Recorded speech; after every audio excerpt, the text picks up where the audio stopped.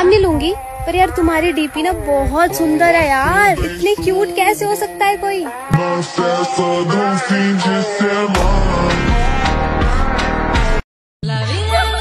यार बात को समझो, हैंडसम तो तुम भी किसी से कम नहीं हो। क्या पता लड़कियां तुम्हें देख के अपने आप को खुद ही रिजेक्ट कर लेती होंगी। यार ये तो नहीं पटेगा, इसलिए तुम सिंगल हो।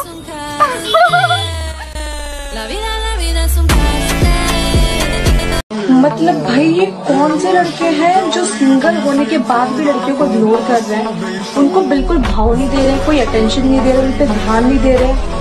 मतलब कहाँ हो तुम, इतना जिगरा तुम ला कहाँ से रहे हो, इतना कॉन्फिडेंस तुम कहाँ से लेके आ रहे हो। नाम नहीं लूंगी, पर यार तुम्हारी डीपी ना बहुत सुंदर है यार। इतनी क्यूट कैसे हो सकता है कोई।